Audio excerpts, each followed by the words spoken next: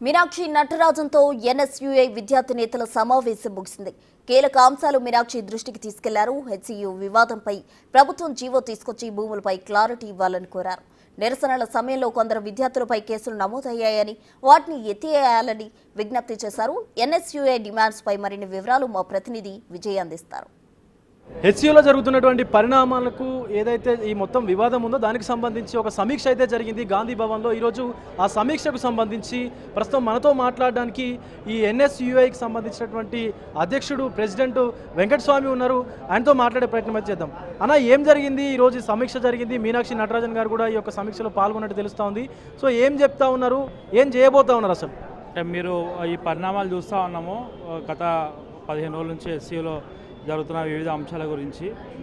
Madam, ఈరోజు స్టేట్కి వచ్చిన వెంటనే హెచ్సియూకి సంబంధించిన యూనిట్ తోటి మరియు స్టేట్ కమిటీలో ఉన్న కొందరితోటి పర్సనల్గా మీటింగ్ పెట్టినారు.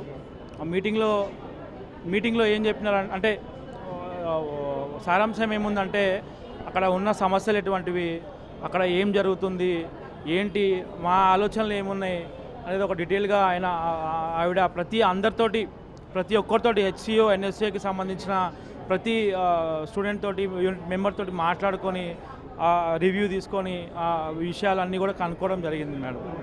రైట్ అన్న, అవతల పక్క పార్టీస్ ఏవైతే ప్రతిపక్షాలు ఉన్నాయో అవన్నీ కూడా సోషల్ మీడియాలో కానీ ఇతర మీడియా ఛానల్లో కూడా పెద్ద ఎత్తున ప్రచారం చేస్తూ ఉన్నారు. హెచ్సియూ భూములలో వన్యప్రాణులు ఉన్నాయి, వాటికి సంబంధించి ఇబ్బందులు తలెత్తా ఉన్నాయని చెప్పేసి కూడా చెప్తున్నటువంటి సిచ్యువేషన్ ఉంది. అంటే ఎలాంటి నిర్ణయం తీసుకునింది ప్రభుత్వం? మేడం, అంటే మేము కూడా మేడంకి కొన్ని విషయాలు చెప్పినాం. ఎందుకంటే అక్కడ ఉన్న సమస్యలు ఎటువంటి విషయాలు ఎట్లా వెల్లడించినామో మేము కూడా ఏఐ జనరేటెడ్ వీడియోస్ తోటి వాళ్ళు ఎట్లా ప్రొజెక్ట్ చేస్తున్నారు, లోపల బీఆర్ఎస్ బీజేపీ గవర్నమెంట్లు దీన్ని ఎట్లా తీసుకుంటున్నాయి, వీసీ రీస్టార్ అనే వాళ్ళు ఎట్లా సెంట్రల్ గవర్నమెంట్కి ఆ బీజేపీ తొత్తులుగా మారి స్టూడెంట్స్ని పక్కదో పట్టిస్తున్నారో అక్కడ అనేక అంశాలు. సరే, మాకు కొన్ని విషయాలు కూడా ఇంటర్నల్గా కూడా మేము వాళ్ళకి డిస్కషన్ చేసి మా సమస్యలు కూడా చెప్పడం జరిగింది. దాంతోపాటు ఏవైతే కేసులు వేసి ఉన్నాయో మా డిమాండ్స్ కూడా కొన్ని పెట్టున్నాం వాళ్ళ ముందు. ఏం డిమాండ్స్ మీరు మీనాక్షి గారి ముందు పెట్టారు? స్టూడెంట్స్ మీద ఏదైతే కేసులు పెట్టున్నారో అవి వెంటనే ఉపసంహరించుకోవాలని చెప్పేసి తీసేయాలని చెప్పి ఒక డిమాండ్ పెట్టున్నామన్నా. దాంతోపాటు లీగలైజ్ చేయాలి, ఏదైతే ల్యాండ్స్ అవి ఉన్నాయో ఇప్పుడు ఈ విషయం సర్దుమణిగే వరకు అంటే హైకోర్టులో ఉంది కాబట్టి ఎక్కడ కూడా ఆ విషయం అది అంటే దాన్ని ఆ అంశాలు ముందు తీసుకొని పోవాలని చెప్పుకున్నాము. సో ఇది సిచ్యువేషన్. ఎక్కడ కూడా ఎవరికి ఇబ్బందులు తలెత్తకుండా ముందుకెళ్తామని చెప్పేసి మీనాక్షి నటరాజన్ కూడా చెప్పుకొచ్చారు. అలాగే ఎన్ఎస్యుఐకి సంబంధించినటువంటి విద్యార్థి విభాగం కూడా వాళ్ళ పైన పెట్టినటువంటి కేసులన్నింటినీ కూడా విత్డ్రా చేసుకోవాలి, వాపస్ తీసుకోవాలని చెప్పేసి కూడా కొన్ని డిమాండ్లు మీనాక్షి నటరాజన్ గారి ముందు పెట్టినట్టుగా కూడా తెలుస్తూ ఉంది. ఎటకేలకు వాళ్ళు అంటే ఇటు విద్యార్థి విభాగం కానీ అటు కాంగ్రెస్ ప్రభుత్వం కానీ మొత్తానికైతే ఈ సమీక్ష నిర్వహించిన తర్వాత విధి విధానాలన్నీ కూడా చర్చించుకునేటువంటి అవకాశం అయితే ఉంది. దీని తర్వాత ఎవరైతే మంత్రుల కమిటీ వేశారో ఆ కమిటీతో చర్చించేటువంటి అవకాశం అయితే కనిపిస్తూ ఉంది మీనాక్షి నటరాజన్ గారు అయితే. కెమెరామెన్ కృష్ణతో విజయ్, బిగ్ టీవీ, గాంధీ భవన్ నుంచి. ఈ హెచ్సియూలో జరుగుతున్నటువంటి పరిణామాల పట్ల ఈరోజైతే గాంధీ భవన్లో సమీక్ష నిర్వహించారు. ఈ సమీక్షలో తెలంగాణ రాష్ట్ర వ్యవహారాల ఇన్ఛార్జు మీనాక్షి నటరాజన్ గారితో పాటు పిసిసి చీఫ్ మహేష్ కుమార్ గౌడ్ గారు కూడా దీంట్లో పాల్పంచుకున్నారు. అలాగే హెచ్సియూలో ఉన్నటువంటి ఎన్ఎస్యుఐ విద్యార్థి విభాగం కూడా ఈ యొక్క సమీక్షలో అయితే పాల్పంచుకున్నారు. అలాగే ప్రస్తుతం మనతో పాటు హెచ్సియూకి సంబంధించినటువంటి విద్యార్థి విభాగంలోని కొంతమంది వ్యక్తులు కూడా ఉన్నారు, స్టూడెంట్స్ కూడా ఉన్నారు. వాళ్ళతో మాట్లాడేటువంటి ప్రయత్నం అయితే చేద్దాం. మేడం, అసలు ఏం జరుగుతూ ఉందండి అక్కడ హెచ్సియూలో? హెచ్సియూలో ఈ హెచ్సియూ అంటే తెలియని వాళ్ళు కూడా ఈరోజు సేవ్ హెచ్సియూ అని బయట చాలా ఫేమస్ అయిపోతుంది. సో దాని వాస్తవాలు ఏంటో, ఫ్యాక్ట్స్ ఏంటి, ఏం పిల్లలుగా చదువుతున్నాం హైదరాబాద్ సెంట్రల్ యూనివర్సిటీలో కాబట్టి ఆ ఫ్యాక్ట్స్ అనేవి గవర్నమెంట్కి తెలియాలి, మన ఓన్ పార్టీకి తెలియాలనేది ఈరోజు రేపు ఒక మీటింగ్ జరగబోతుంది స్టూడెంట్స్ యూనియన్ మెంబర్స్ తోటి, ప్రొఫెసర్లతోటి, జేఏసీ తోటి. సో వాళ్ళకన్నా ముందు విద్యార్థి విభాగమైన కాంగ్రెస్ పార్టీ విద్యార్థి విభాగమైన ఎన్ఎస్యుఐని మేడం గారు కలిసి మా కన్సర్న్స్ అనేవి వినడం జరిగింది. ఇప్పుడు ఈరోజు మేడం అంటే మీనాక్షి నటరాజన్ గారు మీకు ఎలాంటి సూచనలు చేస్తారు అండ్ మీరు విద్యార్థి విభాగం నుంచి ఎన్ఎస్యుఐ విద్యార్థి విభాగం నుంచి హెచ్సియూ తరపున ఎలాంటి డిమాండ్స్ మీరు ఆవిడ ముందుంచారు? ఫస్ట్ ఆఫ్ ఆల్ పిల్లల మీద ఎఫ్ఐఆర్స్ అనేవి జరగడం జరిగింది, చాలా ఎఫ్ఐఆర్ జరిగాయి, పోలీస్ స్టేషన్కి వెళ్ళారు, ఇద్దరు కస్టడీలోనే ఉన్నారు. సో మా ఓన్ క్లాస్మేట్స్ వాళ్ళందరూ వాళ్ళ మీద లాఠీ చార్జ్ జరగడం కానీ వాళ్ళ మీద ఎఫ్ఐఆర్ జరగడం కానీ మాకు మంచిగా అనిపించలేదు. సో వాళ్ళకి ఒకటే రిక్వెస్ట్ చేసాం, ఎఫ్ఐఆర్లు అనేది ఫస్ట్ రివోక్ చేసేయండి, ఆ ఇద్దరున్న కస్టడీలో ఉన్న వాళ్ళని కూడా రిలీజ్ చేయండి అని కోరుకున్నాం.